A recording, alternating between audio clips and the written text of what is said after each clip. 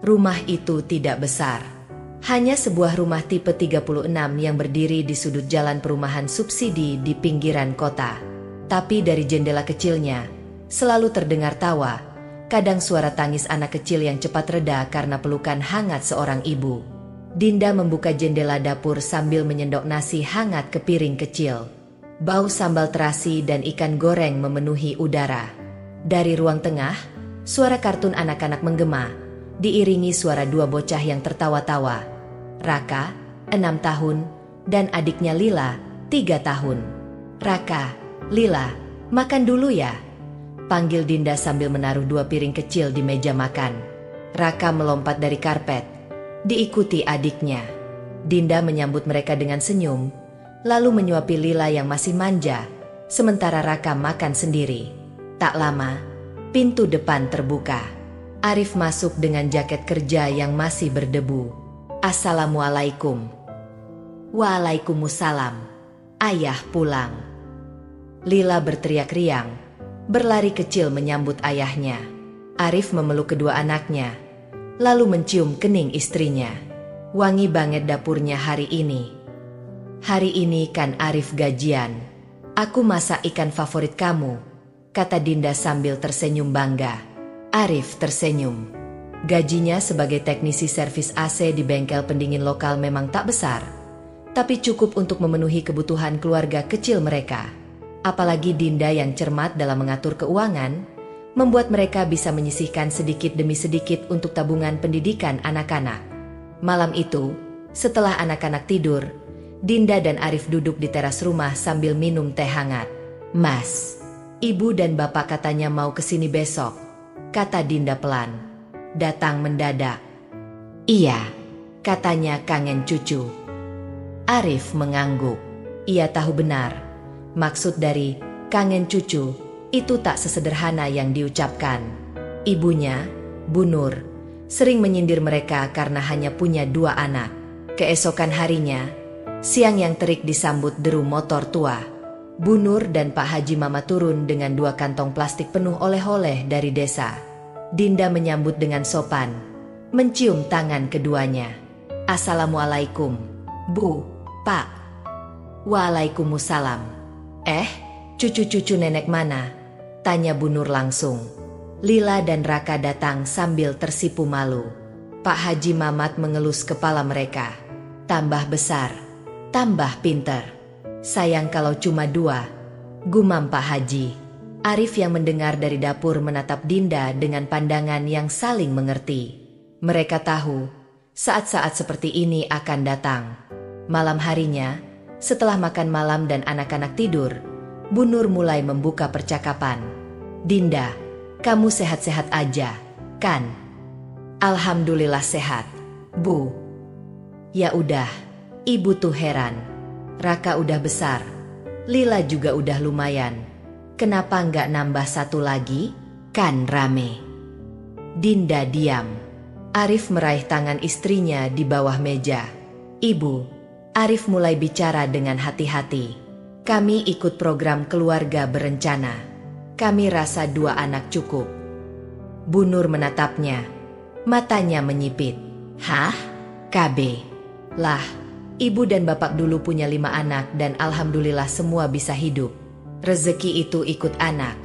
"Rif, jangan terlalu percaya sama kata-kata pemerintah itu. Mereka nggak tahu kondisi kita sebenarnya." Pak Haji mengangguk setuju. "Dulu ibu kamu bahkan kerja sambil ngurus anak 5. Sekarang zaman makin enak. Rumah udah punya. Malah ikut-ikutan program kayak gitu." "Pak, Bu, kami nggak maksain semua orang harus ikut KB. Tapi buat kami berdua, cukup 2 anak, supaya bisa kami besarkan dengan baik. Biaya sekolah sekarang mahal.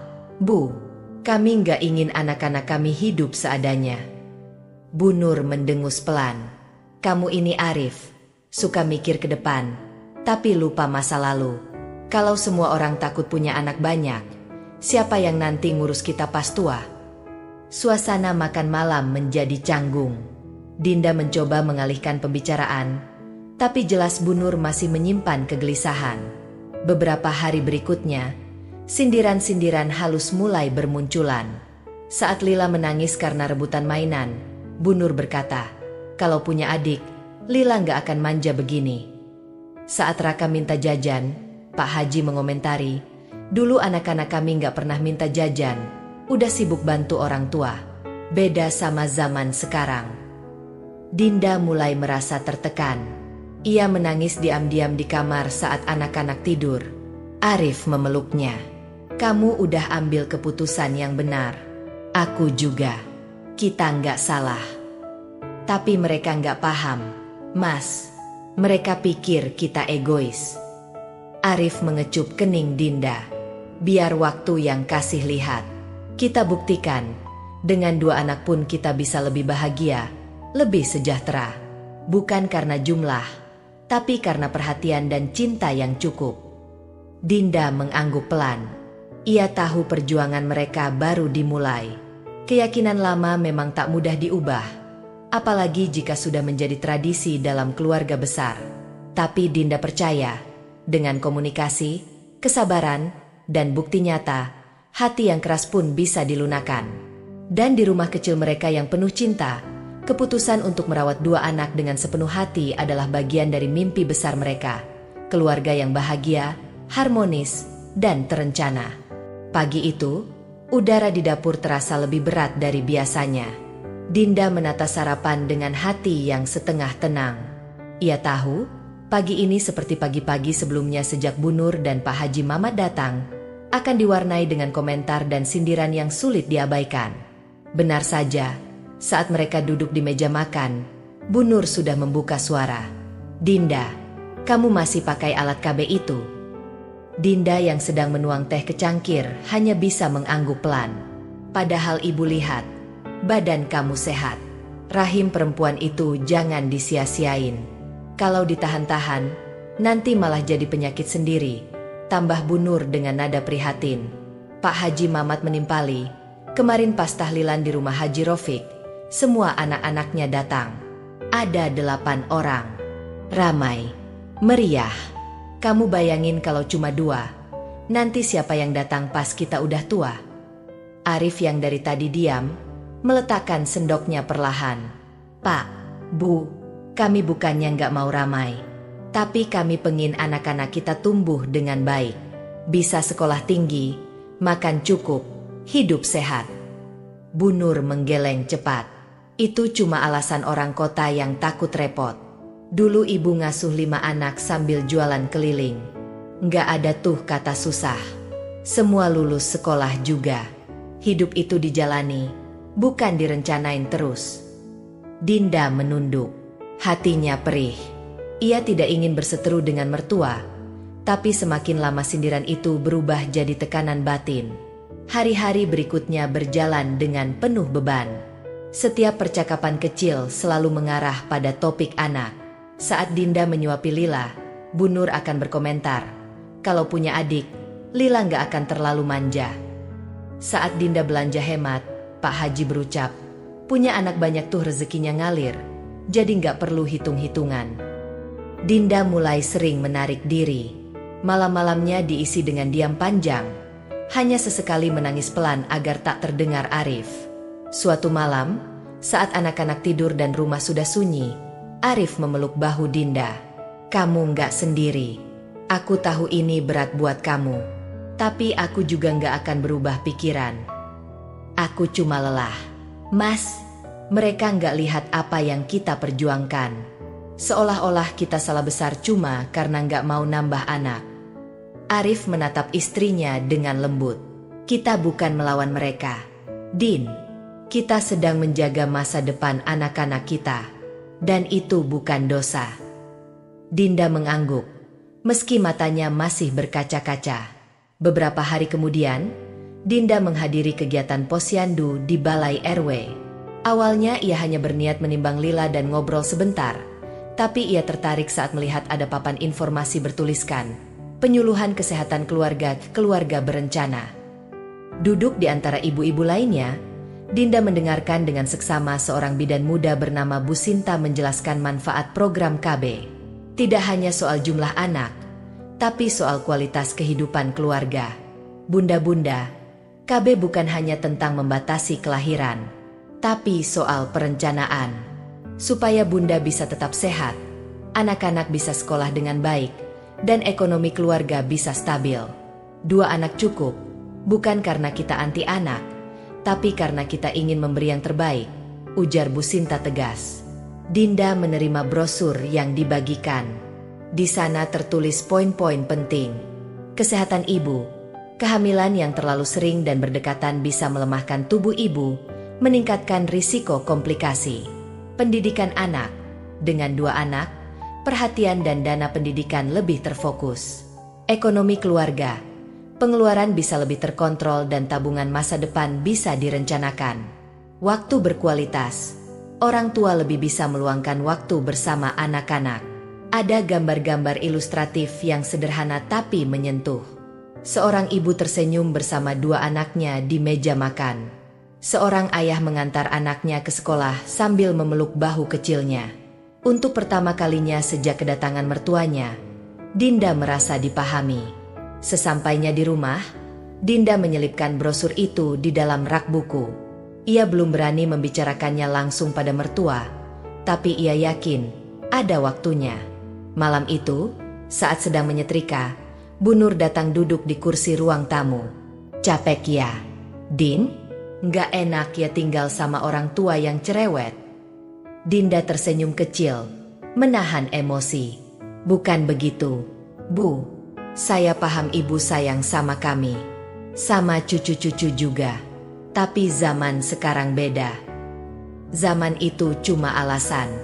Kalau niatnya baik, Allah pasti mudahkan. Kamu tahu, waktu kamu hamil Lila, ibu senang sekali. Tapi waktu kamu bilang ikut KB, ibu merasa kecewa. Seolah-olah kamu menolak anugerah. Ibu, saya bukan menolak anugerah. Saya dan Arif cuma pengin jadi orang tua yang bisa memberi cukup cinta, cukup pendidikan, cukup perhatian. Bukannya malah punya banyak anak tapi saling berebut waktu dan tenaga. Bu Nur terdiam. Tatapannya masih keras, tapi ada sedikit goyah di matanya. Pak Haji Mamat yang duduk tak jauh ikut menyahut. Tapi kami ini orang tua, Din. Pasti ingin keluarga kita besar, kuat. Kalau anaknya cuma 2, gimana nanti pas ada musibah? Nggak ada yang bantu. Dinda menatap keduanya dengan tenang. Justru karena hidup ini nggak pasti, kami ingin memastikan anak-anak kami siap menghadapi masa depan. Bukan banyaknya yang kami cari, tapi kuatnya. Saya nggak ingin mereka hidup pas-pasan, apalagi sampai putus sekolah. Arif yang mendengar dari dapur ikut duduk di dekat istrinya. Bu, Pak, kami nggak pernah bermaksud melawan, tapi kami mohon, hormatilah pilihan kami. Kami juga ingin membesarkan anak-anak yang bisa membanggakan ibu dan bapak. Bu Nur menghela napas panjang. Ya sudah, ibu nggak mau maksa. Tapi ibu tetap berharap. Siapa tahu Allah nanti kasih rezeki lebih. Beberapa hari setelah itu, suasana rumah mulai lebih tenang. Meskipun masih ada komentar ringan, intensitasnya jauh berkurang. Bu Nur lebih banyak menghabiskan waktu bermain dengan Lila, sementara Pak Haji kadang menemani Raka belajar membaca Al-Quran. Dinda tahu, perubahan tak terjadi dalam semalam. Tapi setidaknya, hatinya tak seberat sebelumnya. Pada akhir pekan, Dinda menaruh brosur KB yang ia dapatkan di meja ruang tamu. Sengaja dibiarkan terbuka. Bu Nur melihatnya saat sedang membereskan mainan Lila. Ia tidak berkata apa-apa, hanya membaca sebentar, lalu meletakkannya kembali. Namun Dinda menangkap sesuatu. Mungkin belum sepenuhnya menerima, tapi setidaknya mulai melihat bahwa ada alasan masuk akal di balik pilihan mereka. Di malam yang sejuk itu, Dinda dan Arif duduk di teras rumah seperti biasa. Mereka minum teh dan berbagi tawa kecil sambil melihat Raka dan Lila bermain kejar-kejaran di dalam. Mas, aku pikir kita nggak sendirian. Mungkin pelan-pelan, orang tua kita bisa paham. Arif mengangguk. Yang penting kita jalan terus. Kita hidup untuk membesarkan anak-anak ini dengan cinta, bukan tekanan. Dinda tersenyum. Rumah mereka memang kecil, tapi cinta dan perjuangan di dalamnya begitu besar. Matahari pagi baru saja naik saat Dinda menyiapkan bekal kecil di dapur. Di meja makan, Arif merapikan kertas-kertas bertuliskan angka pengeluaran bulanan, uang sekolah Raka, biaya imunisasi Lila, cicilan motor, dan tabungan kecil yang mereka sisihkan tiap bulan. Hari itu, Dinda berencana mengajak mertuanya berjalan-jalan keliling komplek. Bukan untuk rekreasi, tapi untuk menunjukkan sesuatu yang selama ini mungkin tak terlihat, kenyataan di sekitar mereka. Bu, Pa, yuk ikut jalan sebentar keliling komplek. Mau silaturahmi ke rumah Bu Tarti. Sudah lama nggak ketemu, ajak Dinda sambil menyodorkan topi dan tas kecil berisi air minum. Bu Nur agak ragu, tapi akhirnya ikut. Pak Haji Mamat mengangguk santai. Silaturahmi itu bagus, nambah rezeki. Mereka berjalan kaki menyusuri jalanan perumahan yang sempit, tapi penuh kehidupan. Anak-anak kecil bermain sepeda, ibu-ibu menyapu halaman, dan suara ceramah radio dari rumah ke rumah terdengar samar-samar. Mereka tiba di rumah Bu Tarti, tetangga lama yang dulunya sering datang ke pengajian bersama Dinda. Bu Tarti menyambut hangat. Wajahnya tampak lebih tua dari usianya. Rambutnya mulai memutih, dan tangan kurusnya menggenggam sapu lidi.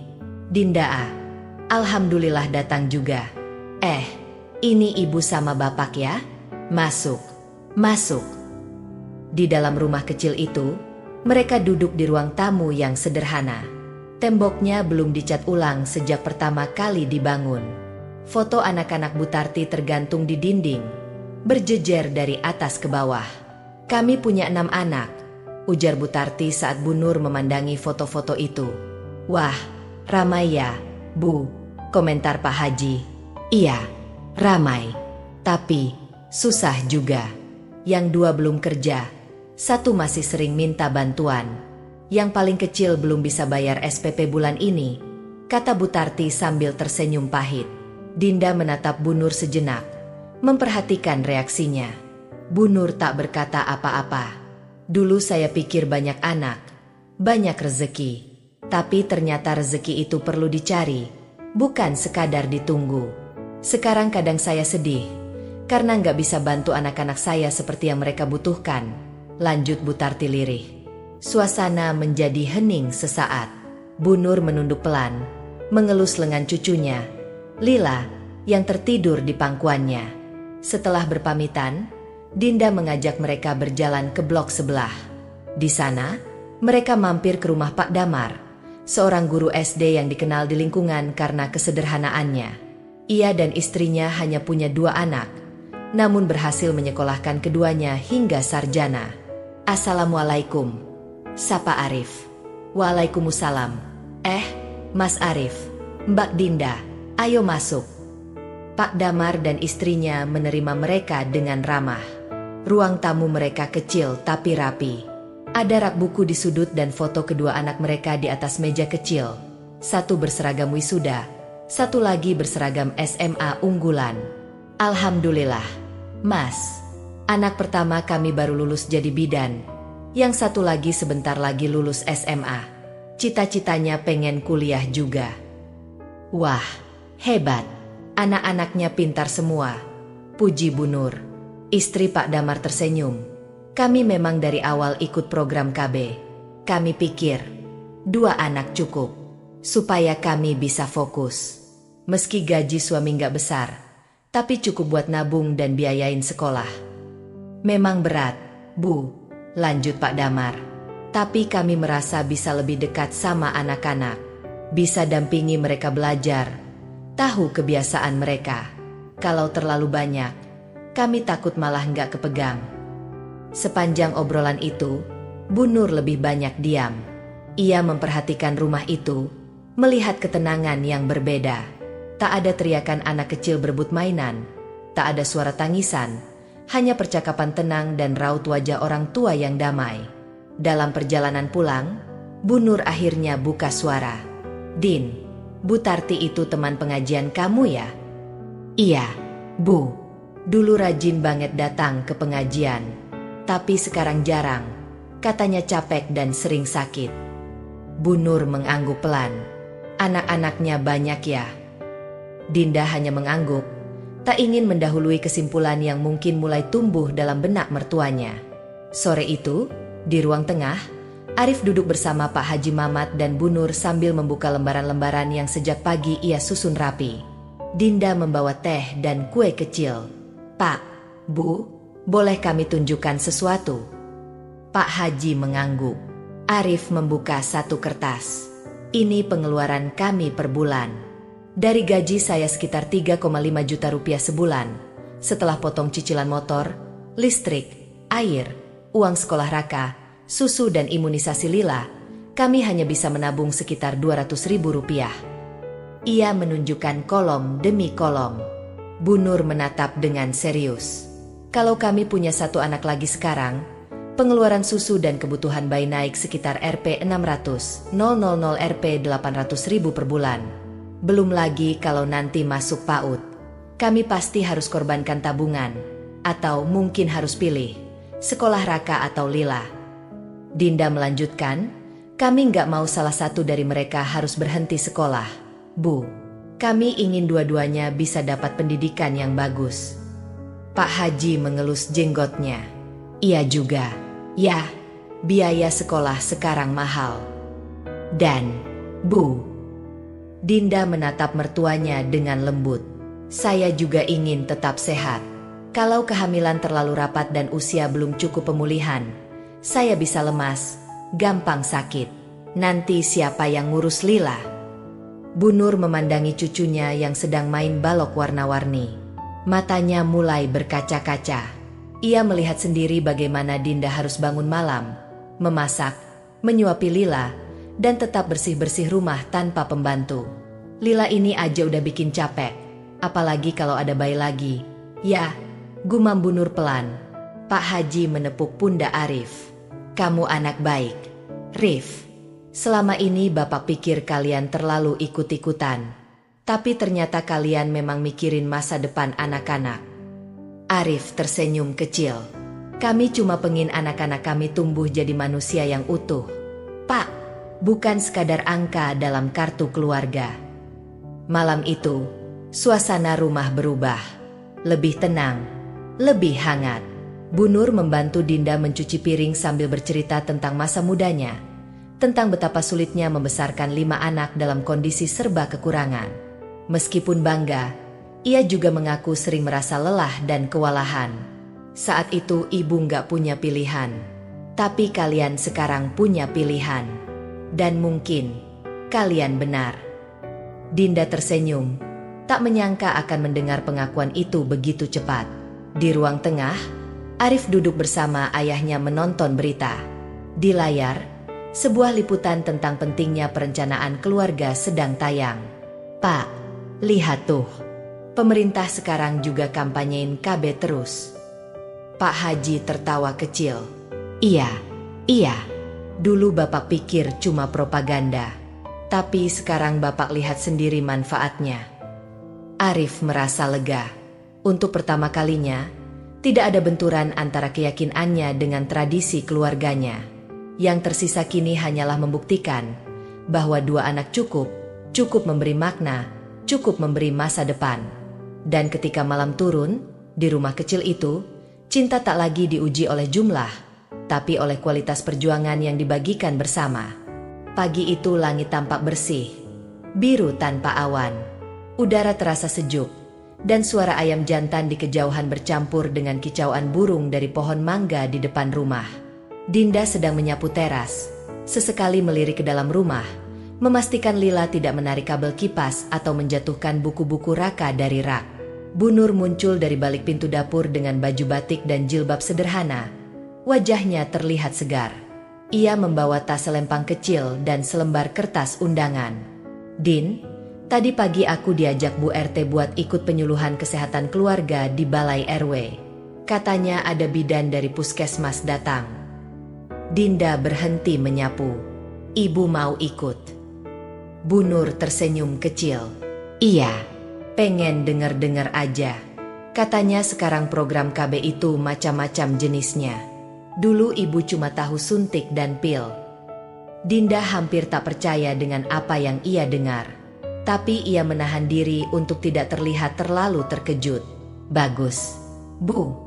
Di sana juga biasanya dijelasin soal kesehatan ibu dan anak, bukan cuma KB. Iya, ibu juga pengen ngerti, biar nggak asal ngomong lagi. Siang itu, balai RW ramai dengan ibu-ibu yang duduk rapi di kursi plastik berjejer. Spanduk besar tergantung di belakang narasumber. Penyuluhan kesehatan keluarga dan peran penting program keluarga berencana. Bu Sinta, bidan yang pernah ditemui Dinda, kembali menjadi pembicara. Dengan bahasa yang sederhana dan senyum ramah, ia menjelaskan bahwa KB bukan soal menolak anak, tapi soal merencanakan masa depan. KB bukan tentang menolak rezeki, ujarnya, tapi tentang mengelola rezeki dengan lebih bijak. Anak-anak bukan hanya butuh lahir, tapi juga dibesarkan dengan cinta, perhatian, dan pendidikan yang layak. Bu Nur mendengarkan dengan seksama. Ia bahkan mencatat beberapa hal di buku kecil yang dibawanya. Ketika sesi tanya jawab dibuka, ia mengangkat tangan. Saya dulu punya 5 anak. Sekarang sudah tua, kadang berpikir, apakah saya sudah adil membesarkan mereka semua? Sebab yang satu bisa sekolah tinggi, tapi yang lain putus di SMP karena kami kehabisan biaya. Suasana menjadi hening. Beberapa ibu melirik ke arah Bu Nur. Ada yang mengangguk perlahan. Bu Sinta menjawab dengan bijak. Bu, setiap ibu pasti sudah berusaha sebaik mungkin di zamannya. Tapi generasi sekarang punya kesempatan untuk belajar dari pengalaman itu. Bukan untuk menyesal, tapi untuk memperbaiki. Setelah penyuluhan selesai, Bu Nur pulang dengan wajah yang berbeda. Wajah seorang ibu yang mulai menerima bahwa zaman berubah. Dan cinta sejati juga bisa datang dalam bentuk dukungan terhadap keputusan anaknya. Hari-hari selanjutnya, suasana rumah terasa jauh lebih ringan. Tidak ada lagi sindiran. Tidak ada lagi perdebatan kecil yang membuat suasana makan malam menjadi tegang. Sebaliknya, Bu Nur mulai terlibat aktif dalam keseharian Raka dan Lila. Ia mengajari Raka mengaji setiap sore dan membuatkan cemilan kesukaan Lila sambil bersenandung pelan. Pak Haji lebih sering duduk bersama Arif di sore hari, membicarakan bukan hanya pekerjaan, tapi juga rencana tabungan pendidikan anak-anak. Suatu sore, saat Dinda sedang melipat pakaian bersih di ruang tengah, Bu Nur duduk di sampingnya. Dinda menoleh. Ibu mau minta maaf. Dinda terkejut. Loh, kok, Bu? Karena selama ini terlalu keras kepala. Ibu pikir, kalau nggak banyak anak, nanti keluarga kalian jadi kurang lengkap. Tapi setelah lihat sendiri, ibu sadar anak itu bukan soal jumlah, tapi bagaimana kita merawat mereka dengan benar. Dinda menggenggam tangan Bu Nur. Saya juga minta maaf, Bu, kalau selama ini terkesan menolak saran ibu.